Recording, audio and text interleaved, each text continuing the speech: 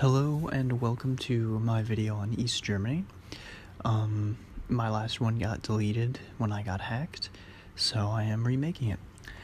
So one of the most common arguments I hear against socialism is when people try and compare East and West Germany.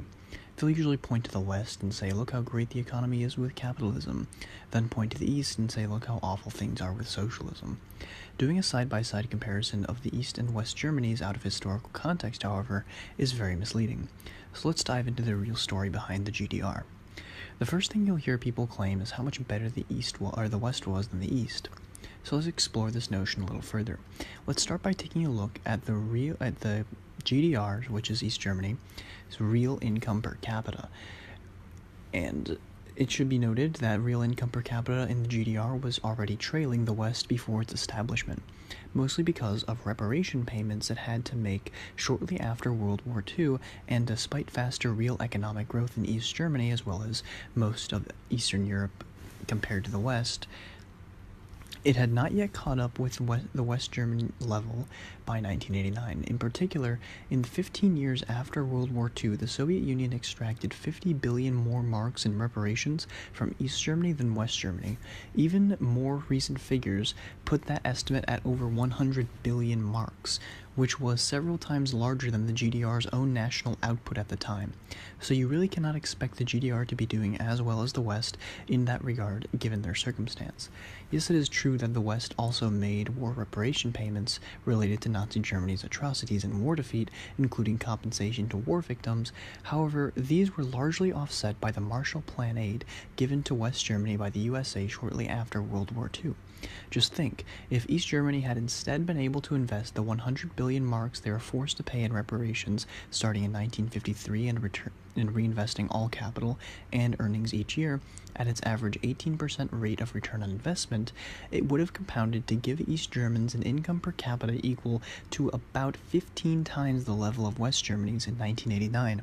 We can arrive at this by assuming that an average payment of 2 billion marks per year beginning in 1953 were invested at 18% instead of paid out for war-related crimes and debts, and assuming that earnings based on the same 18% interest rate from the capital accumulated after 36 years were paid out in 1989 and each year after that, West German income per capita would have been only about one-third higher.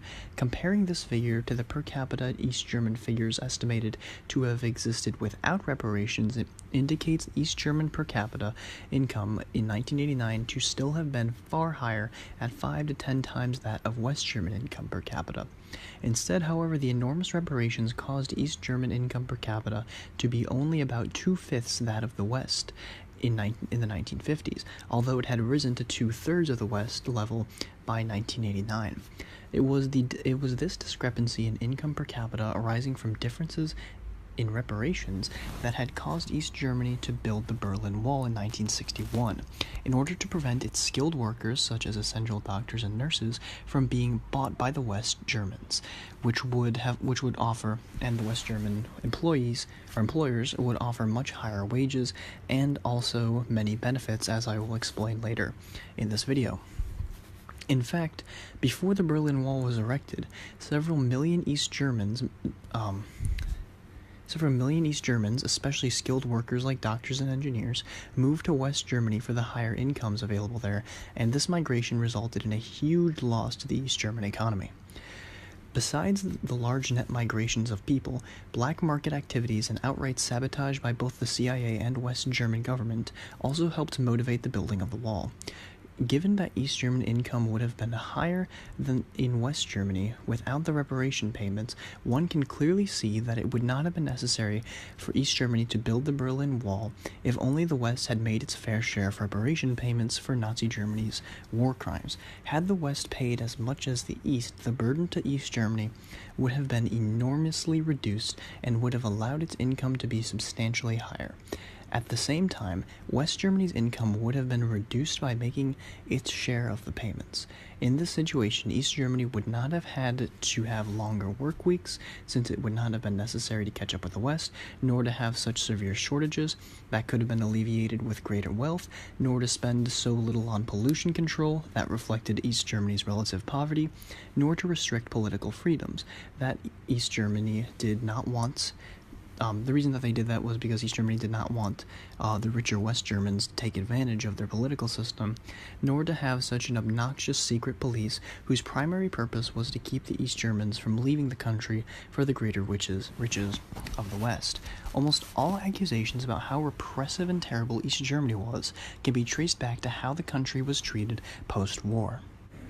Let's continue by taking a look at how the GDR actually functioned, while also keeping in mind what I discussed previously about how worse off the GDR was post-war compared to the West.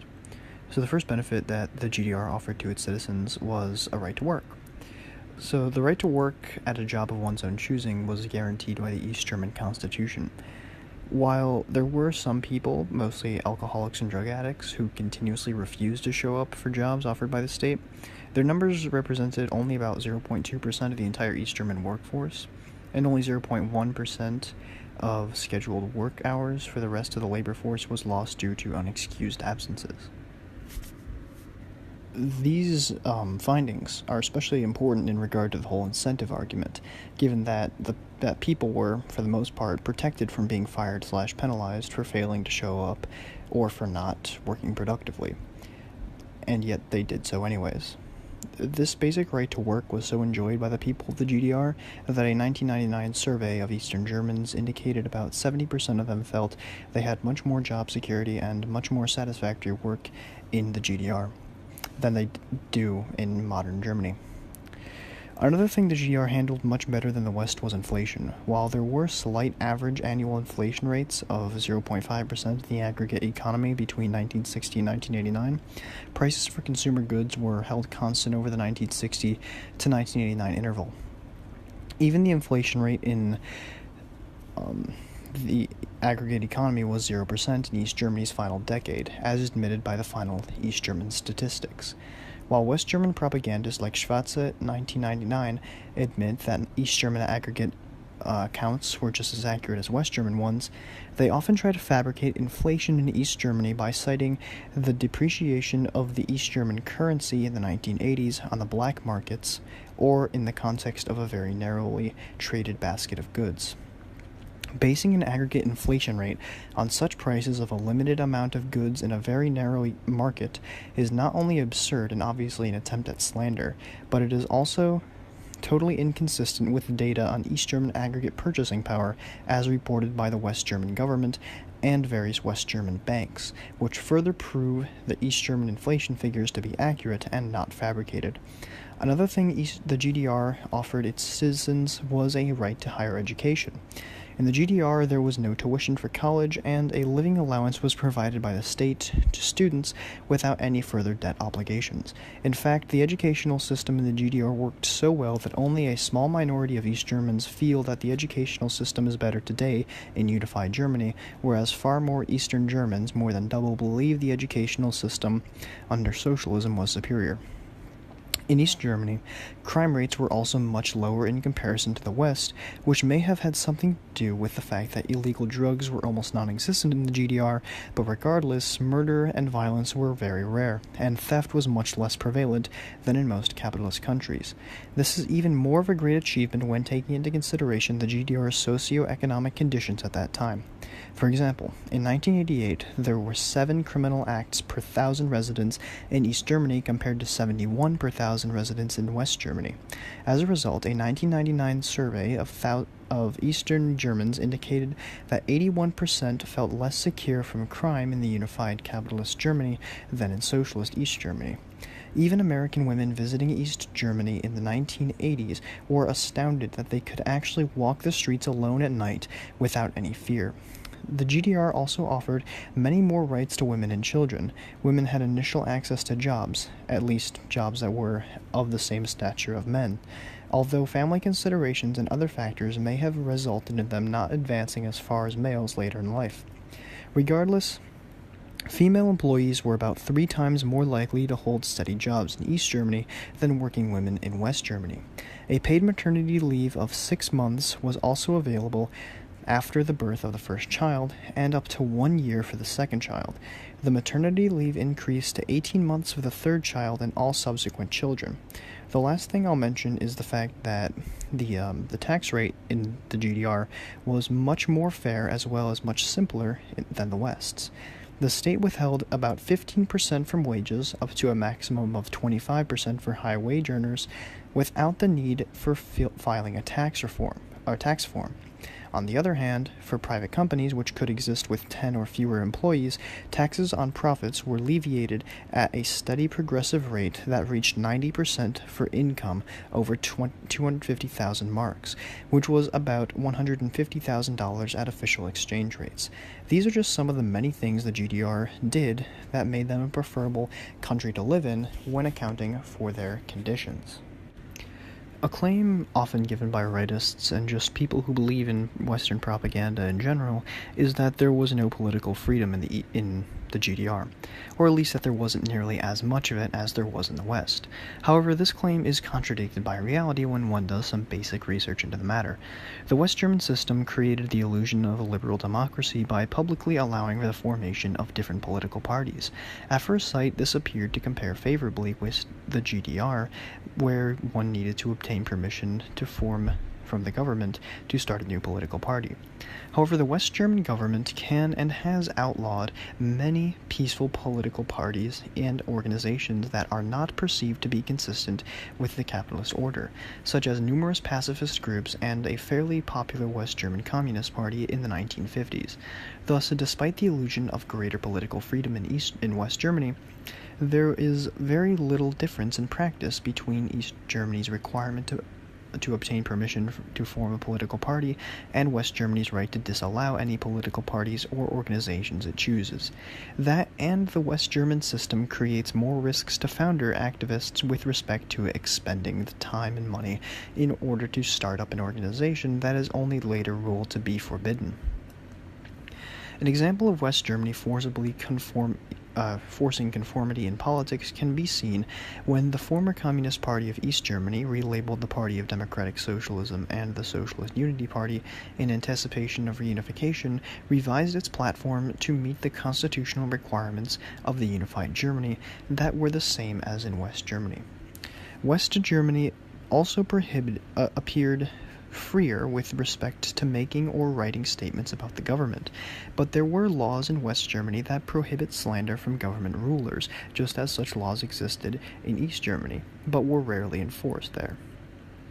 In addition, although demonstrations are widely thought of as being tolerated in West Germany, there is substantial evidence of police and social repression of demonstrations in West Germany. On the other hand, the massive peaceful demonstrations in the GDR in the fall of 1989 indicate substantially less repression there than is normally assumed, and dissent on particular issues was freely allowed in East Germany insofar as petitions could be, and often were, collected and sent to the East German government for action. In fact, the rights of citizens to protest against government policies and against government bureaucrats or politicians was fairly widespread in not only the GDR but all of Eastern Europe, and the socialist systems not only allowed such protests but actually encouraged them to reduce the occurrence of, quote, departures from legality, arbitrary acts, and abuse of power by agencies of public administration. It should also be understood that in capitalist West Germany, only the rich had sufficient money to make their statements or writings sufficiently publicized to have a widespread effect on the opinion of others, and it has been well established that West German elections are controlled by marketing, money, and personalities, as they always are under capitalist systems. Another way the West repressed political opposition was by making sure that communists were legally not allowed to have jobs in West German government bureaucracy, and West German businesses being invariably owned by rich anti-communists, often follow the government's example, thereby virtually prohibiting working people from publicly stating communist opinions in capitalist West Germany.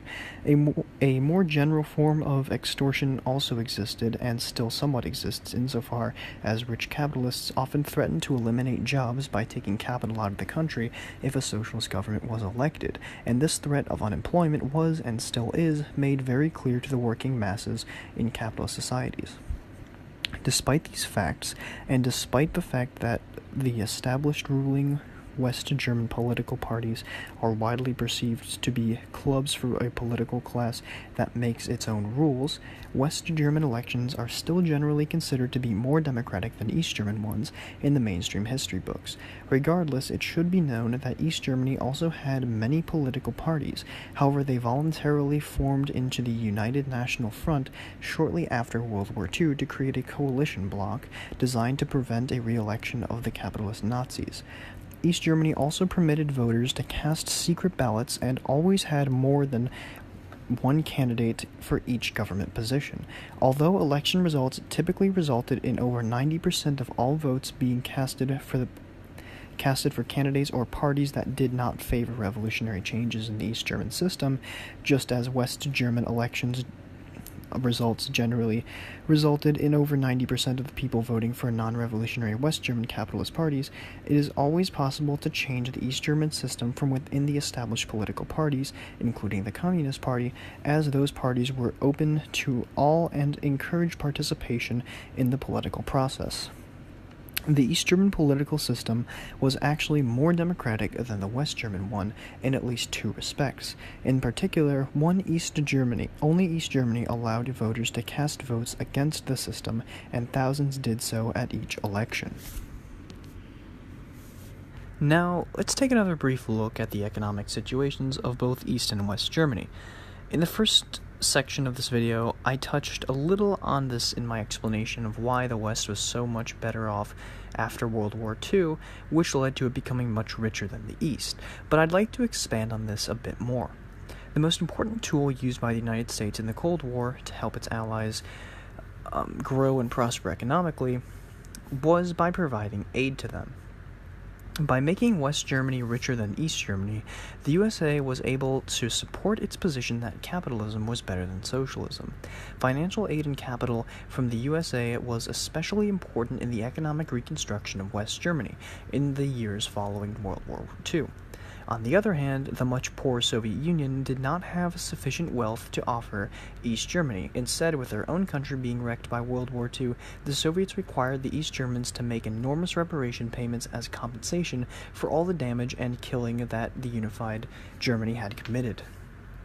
Even aside from the differences in damage inflicted by World War II on the Soviet Union and the USA, that being that the Soviets took much heavier losses to both soldiers and infrastructure, the Soviets had inherited a terribly poor country in 1917 when they first took power from the previous feudal leaders of Russia, with national income per capita equal to half that of the USA at the time, and they never could have offered the same assistance that the USA provided to the West Germans.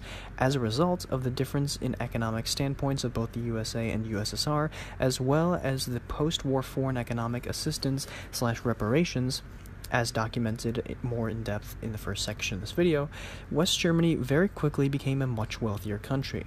This situation provided West Germany with an excellent economic weapon which they used to strike at East Germany. In particular, the West German government provided working-age East Germans who moved to West Germany with sufficient amounts of money and other benefits in order to emigrate to West Germany. For instance, free loans and other state assistances of up to 160,000 West German marks, about $100,000, were offered to each East German emigrant worker, along with a scarce apartment and reimbursement for any property that remained behind in East Germany. With all this in mind, it makes sense why the East Germany was losing skilled workers, which not only hurt their economy, but also forced them to build the Berlin Wall, as I described in the first section. Moreover, it should be noted that East Germany's national income grew in real terms about 2% faster annually than the West German economy between 1961 and 1989. In fact, the real growth rates in in per capita income in East Germany, reported by the Statistische AMT, were higher in every decade from 1950 to 1989 than those reported for West Germany by the Statistische Bundesamt. However, because the very large reparation payments made by East Germany to the Soviet Union after World War II had caused it to start at a much lower level, it had not yet caught up by the 1980s, being only about two-thirds that of West Germany's at the time. In 1989, another point about the East German economy is that the ratio of national income to capital stock rose from 7.2% in 1950 to 15.7% in 1989, despite an overall 10% drop in its population over that same time period, and despite the fact that the East German capital stock started out at a lower level because of capital seizures by the Soviet Union after World War II. This massive disparity in both the country's history/foundation clearly explains why the West always appeared to be doing better economically than the East. They simply had more financial support and were treated much better during the post-war period.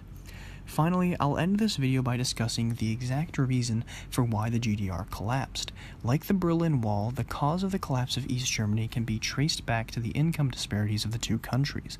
As described in the previous sections, the income disparities between the two countries were caused almost wholly by how they were treated post-war. That being that the West didn't have to pay nearly as much in reparations as the East, and the Soviet Union didn't have nearly as much money to spend on the GDR as the USA did to spend on the West. And even despite faster economic growth, the GDR was never able to catch up with the West in this regard. All of this, on top of the fact that West Germany was also providing massive incentives to Eastern Germans if they left, like above-average income, preferential housing, enormous guaranteed loans, among others I've described previously. This alone not only caused mass migration from the East to the West, but was also an act of sabotage on the East German economy. By doing this, the West German puppets as well as the USA were able to claim that capitalism was a far superior system to socialism and cited Germany as a clear-cut example. This propaganda of an inferior socialist system and superior capitalist system allowed for enough East Germans to be convinced to vote in March 1990 for an end to their system. The ruling conservative parties in West Germany also used a combination of promises and threats to ensure electoral success. For instance, 10% annual real economic growth in the first 2 years after reunification was forecast if the conservatives won. In addition, because the permission of the conservative ruling parties in the West German parliament was needed for any reunification agreement or aid, they had a great deal of leverage to offer rewards, like a one-to-one exchange rate, for a vote favorable to capitalism and free trade, quote-unquote. A final factor influencing the March 1990 election results was a very destructive West German currency strategy. In return for limited economic aid, the West German government persuaded the East German government to change the official exchange rate from 1-to-1 to 3 East German marks for every 1 West German mark in January 1990, and to eliminate strict import and export controls. This action effectively reduced East German wealth and income by 2/3 and totally demoralized the East German population, as many studies illustrate. Then, in the week before the March election, the ruling West German parties promised a return to the 1-to-1 exchange rate if it was elected. Many left-wing East Germans indicated that they voted for the right-wing political parties merely so that the money would come. Also, the importance of expensive marketing to defeat socialism in the GDR should not be underestimated. Through effective advertising, distribution, sales manipulation, and economic clout, and through gross exaggeration of the quality of problems for communist products, a superior Western image was created. As a result, despite the fact that East German products were frequently demonstrated to be superior in unbiased scientific analysis, like taste tests without brand names, more expensive West German products were preferred. Also contributing to the rapid increase in West Germany's market share of the East German market shortly after it was opened up in 1990 was the normal practice of capitalist penetration pricing, whereby West German exports to East Germany were priced low enough to bankrupt East German competition. Once the East German firms, which in addition to suffering image problems also had inadequate liquidity, experience, and preparation for the capitalist competition, were bankrupted, prices were raised to West German levels in order to maximize West German corporate revenue profits. Some evidence of this phenomenon can be found in the fact that prices rose less rapidly in Eastern Germany than in Western Germany in 1990, whereas inflation in Eastern Germany was over 13% in 1991 compared to just 4% in Western Germany after the widespread bankruptcy of East German firms, which was reflected in the 40% decline in economic output in Eastern Germany in 1990 and 1991. So as you can hopefully see at this point, the fall of the GDR was because of unfair socioeconomic conditions as well as Western sabotage. So this will conclude this video on the GDR. All the sources for this will be in the description. I hope you guys liked watching this, and I also would like to thank you all for supporting me through the hacks and all the people who are trying to sabotage my account. I really appreciate the support and all the compliments I'm getting of my videos. It really does make me feel better, so thanks for that, and if you like this video, please give it a like, and I'll see you guys next time. Bye.